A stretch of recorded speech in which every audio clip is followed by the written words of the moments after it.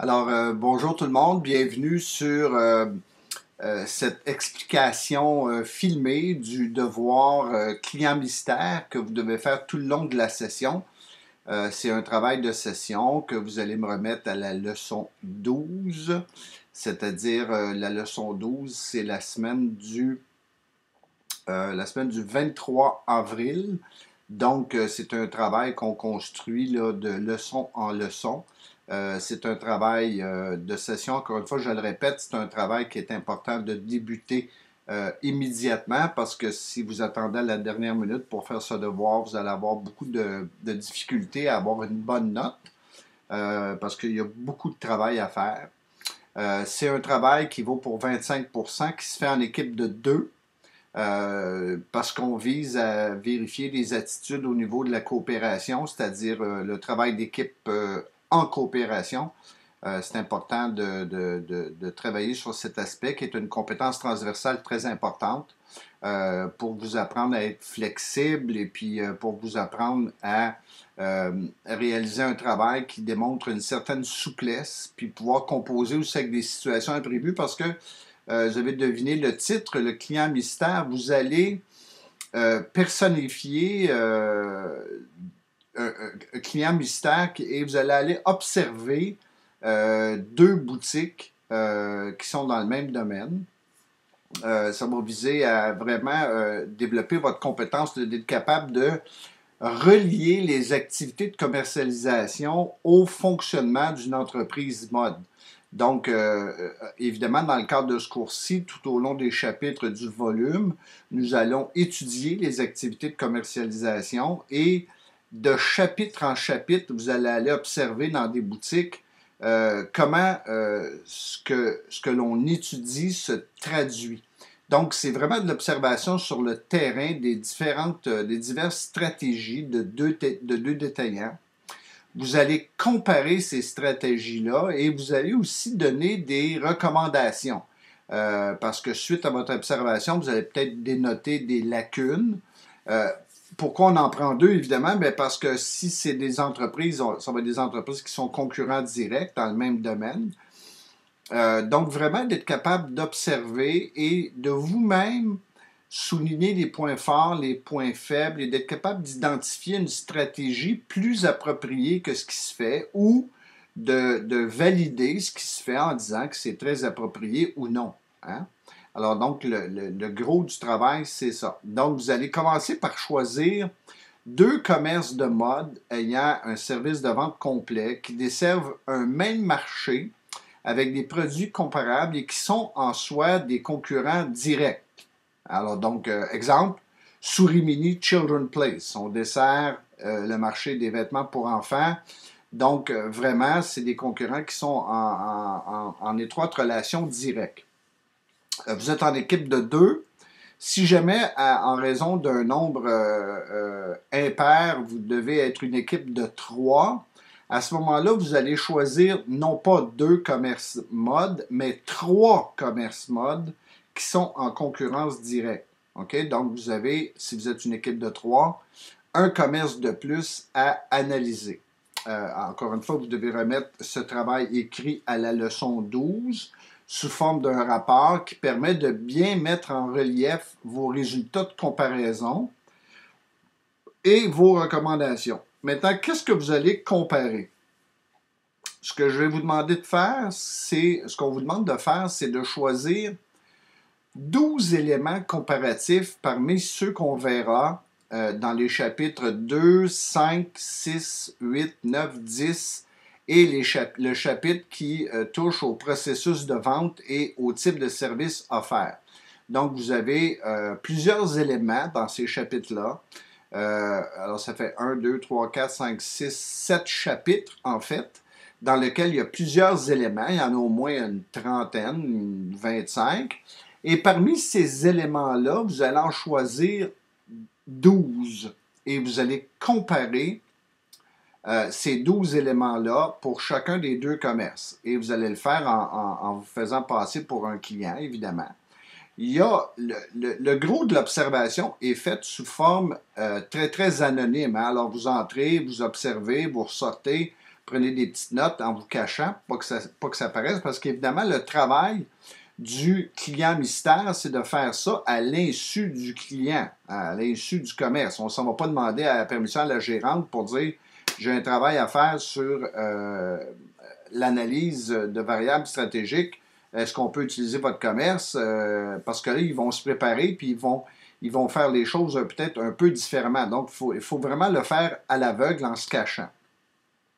Donc, le travail consiste à s'approprier les différents éléments, en fait, puis de planifier ce qu'on va faire sur le terrain quand on va être en boutique, parce qu'on ne s'en va pas là, pas préparé. Il faut qu'on ait des feuilles de prêt, il faut qu'on ait des tableaux de prêt. Vous allez voir sur le document là, que vous allez télécharger, je vous donne un exemple un peu d'une comparaison de l'accueil et du contact visuel en boutique, qui est un élément qu'on pourrait choisir. Donc, ça va être de vous préparer d'avance. Ensuite, de bien choisir vos deux commerces, leur adresse, le marché cible qu'ils visent, le type de gamme de produits offerts. Donc, vous allez me donner les deux commerces en faisant une petite description, là. Alors, où ils sont, à quel endroit vous allez les visiter, le marché cible visé, le type de gamme de produits offerts.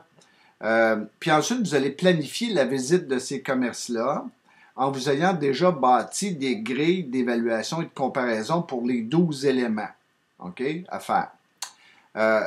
Il sera important aussi, en quelque part, de planifier une visite pour faire une simulation d'achat d'un produit dans les deux magasins. Finalement, à la fin, vous ne l'achetez pas, mais vous allez vous rendre jusqu'après la salle d'essayage pour vraiment analyser dans les deux magasins le processus de vente utilisé. Est-ce que c'est bien fait, l'accueil, l'approche, alors toutes les variables là, du processus de vente que nous verrons en classe, là, dans le cadre du chapitre, peut-être un chapitre 10, puis dans le chapitre additionnel là, sur le fichier 4 dans le codex. Donc, vérifier et comparer les deux stratégies par rapport aux éléments théoriques et ensuite de me faire un compte-rendu de ça. Alors, comme par exemple, dans le chapitre 2, ce que je vous demande d'utiliser, c'est ce qu'on appelle le CLV, la communication au lieu de vente.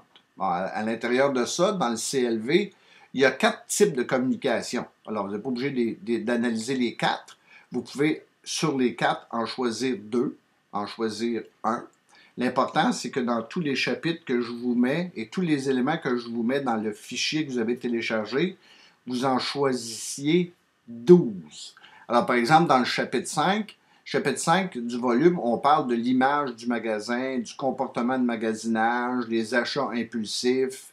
Alors, vous pouvez peut-être choisir dans ces 3 éléments-là l'image du magasin, ou vous pouvez choisir le comportement de magasinage. Donc, vous entrez en boutique puis vous observez les clients, comment ils se comportent lorsqu'ils entrent dans ce type de boutique. Ensuite, bon, par exemple, dans le chapitre 8, on a des éléments comme l'effet de l'espace sur les clients, l'efficacité de l'espace, l'aménagement de la marchandise, les affiches, le comptoir de service, les salles d'essayage. Donc, vous, là-dedans, vous pouvez choisir 2 éléments. Vous vous dites, nous, on va choisir l'affichage et la salle d'essayage. Comment ça se comporte à la salle d'essayage? Donc, à vous de choisir vos 12 éléments parmi ceux que nous verrons progressivement dans les chapitres. Donc, c'est un travail qui se commence immédiatement, là, parce que la semaine prochaine, on fera le chapitre 2. Si vous ne commencez pas tout de suite à vérifier vos éléments de communication, ben après ça, quand on sera rendu au chapitre 5, 6, 7, 8, 9, 10, vous ne pouvez pas arriver à la fin de la session, là, comme certains font souvent.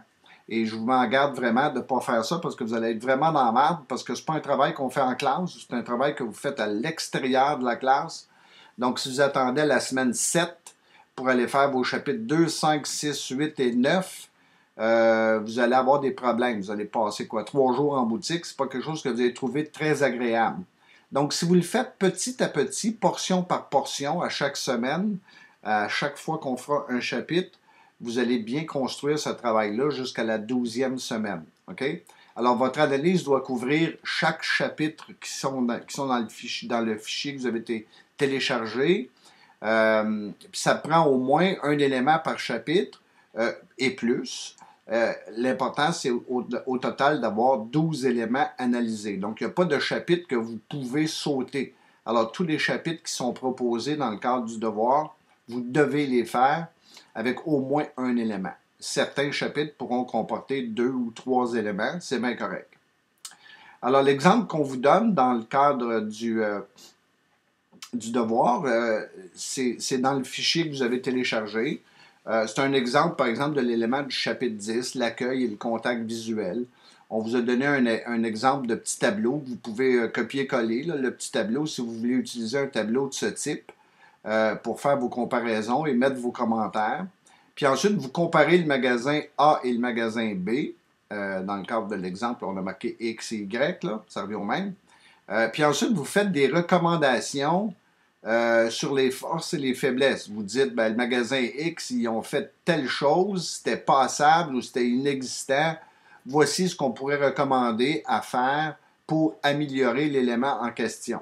Donc, c'est vraiment de faire une analyse de plusieurs variables stratégiques de façon visuelle dans le cadre d'un devoir pratique sous forme d'un client mystère. Donc, lisez bien le fichier que vous avez téléchargé et la semaine prochaine, en classe, on pourra répondre en début de cours aux questions que vous aurez sur le devoir en question. Je vous rappelle encore une fois et je vous recommande très, très fortement de débuter ce travail immédiatement et de le faire portion par portion. Donc, dès la semaine prochaine, à la semaine 2, vous devriez faire les éléments du chapitre 2, c'est-à-dire vos 4, 1 ou 2 ou 3 éléments du type de communication au lieu de vente. Peut-être en prendre 2, ça en fera déjà 2 de fait. Puis ensuite, ben, quelques semaines après, on fera le chapitre 5, donc vous aurez à embarquer dans le chapitre 5, 6, 7. Puis encore une fois, n'attendez pas la dernière minute pour faire ce travail. D'ailleurs, ce qu'on fera à la semaine 6, avant de partir pour la semaine de relâche, chacun d'entre vous devrait me remettre ce qu'ils ont déjà de fait.